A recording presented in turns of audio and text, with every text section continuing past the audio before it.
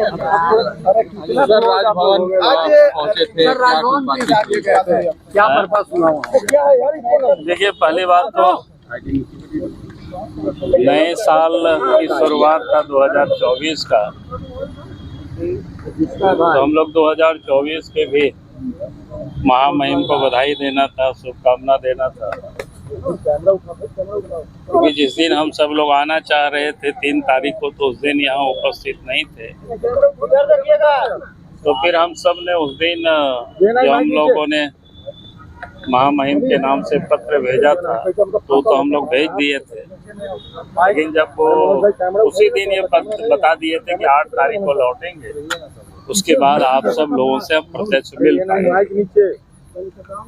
जब ये पता चला कि कल वो आए, तो आज हम लोगों ने समय लिया था और फिर 5 बजे समय हम लोगों को दिया है। और पहले तो महामहिम से हम लोगों ने 2024 नए साल की हम सब लोग उनको बधाई दिए, शुभकामना दिए। और फिर से हम लोगों ने जो 3 तारीख को जो पत्र हम लोग भेजे थे महामहिम को, उसका हम सब लोगों ने उनको स्मरण कराए। और उनसे हम लोगों ने ये निवेदन किया है कि आज वर्तमान हेमंत सोरेन की सरकार है, वो जानबूझ करके संवैधानिक संकट को खड़ा करने की वो कोशिश कर रहे हैं। और इसलिए आप सबने देखा कि पिछले दिनों उन्होंने एक विधायक गांडे से सरफराज अहमद जी को रिजाइन कराया। बड़ा अफरा तफरी थी कि उन्होंने विधायकों को भी बैठक में बुलाए, लेकिन हम सब ने कह दिया था कि भाई चूंकि अब 1 साल से भी कम समय बचा हुआ है और ऐसे स्थिति में चुनाव हो नहीं सकता है, और आप तो सुप्रीम कोर्ट का भी कल के जो वर्डिक्ट आ गया है, अब ये चुनाव संभव नहीं है। और हम कहेंगे कि 1 साल तो छोड़ दीजिए, झारखंड में तो 1 साल से भी कम समय, और कम समय यहाँ तक कि क्योंकि दिसंबर में चुनाव होना है, तो सितंबर अक्टूबर में ही आदर्श आचार संहिता लग जाता है, यानी चुनाव की जो प्रोसेस है वो पहले ही शुरू हो जाता है। अगर उस हिसाब से जोड़ेंगे तो मुश्किल से 7-8 महीना का समय बचा हुआ है। तो ऐसी हालत में कोई चुनाव कराना बिल्कुल गैर संवैधानिक है। हम सब लोगों ने उनसे निवेदन किया है, आपको जो आवेदन हम लोगों ने भेजा है उसे आप इलेक्शन कमीशन को भेज दीजिए। और हम सब लोगों की उन्होंने पूरी बातों को सुना है, और मैं समझता हूं कि जो विधि सम्मत होगी वही कार्रवाई करेंगे। ये सब हम लोगों को पूरा सर, लेकिन संवैधानिक संकट है क्या? अगर एक विधायक का चुनाव नहीं होता है ऐसी स्थिति में राज्य सरकार वो लोग कह रहे हैं कि बरकरार रहेगी, कोई संकट नहीं है हम पर। अरे वो तो आज ने कह रहा है, नहीं तो रिजाइन क्यों कराया?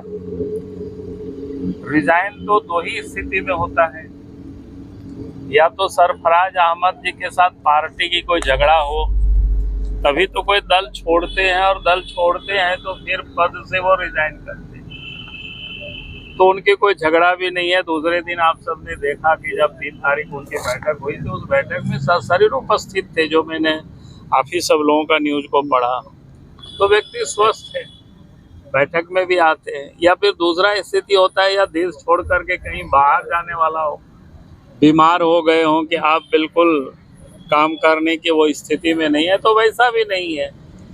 उसके बाद अगर सरफराज अहमद से उन्होंने रिजाइन कराया, इसका मतलब तो यही लगाते हैं हर कोई, आप सब लोग भी यही समझते हैं, कोई भी यही समझता है।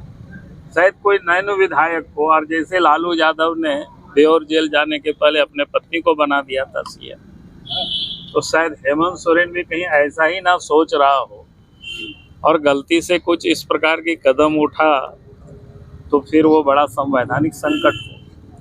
तो इसलिए हम लोगों ने पहले ही सचेत किया, इसलिए आप देख रहे होंगे वो लोग भी कितना बाद में समझ में उन लोगों को आया। आपने देखा होगा इलेक्शन कमीशन से भी जाकर के वो लोगों ने स्टेट में मेमोरेंडम जाकर के दिया, और वो लोगों ने किस प्रकार के तर्क दिया। जिस समय विधानसभा आहूत हुआ था उस दिन को मानता है भाई, हर कोई जानता है विधानसभा जो गठित होता है इलेक्शन कमीशन करते हैं, और इलेक्शन कमीशन जब चुनाव समाप्त हो जाता है और इलेक्शन कमीशन करता है तो हर विधानसभा क्षेत्र के लिए रिटर्निंग ऑफिसर होते हैं और चुनाव का परिणाम आते ही वो इलेक्शन कमीशन को लोग भेज देते हैं और इलेक्शन कमीशन जब विधानसभा को कंस्टिट्यूट करते हैं तो विधानसभा सचिवालय को भेज देते हैं, यानी उसी दिन वो कंस्टिट्यूट हो जाता है। गवर्नमेंट अब जब बनावे, विधानसभा लोकसभा जब बुलाना है आप बुलाइए, उसके लिए इलेक्शन कमीशन की कोई जरूरत नहीं है।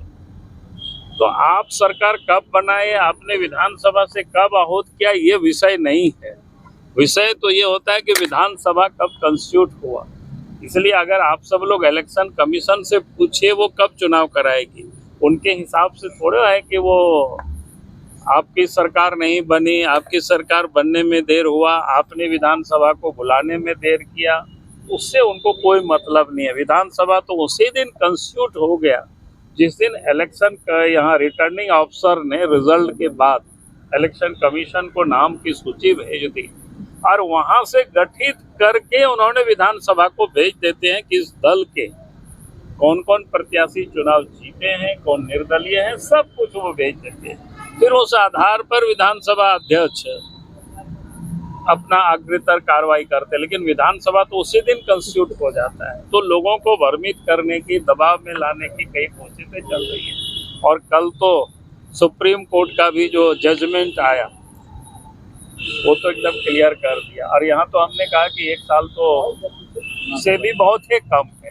यानी चुनाव की प्रक्रिया तो अक्टूबर से सितंबर, अक्टूबर से ही प्रारंभ हो जाएगी, तभी तो दिसंबर में सरकार बन पाएगी। तो ये सब बिल्कुल सर, लेकिन जो ऑफिस ऑफ प्रॉफिट का मामला है उस बारे में भी बातचीत हुई क्या? नहीं, वो तो हम लोग उस बारे में, वो तो गवर्नर से आप लोग बात कर लें, उस बारे में हम लोगों ने नहीं बात किया। हम लोग जिस बारे में ठीक है। ये थे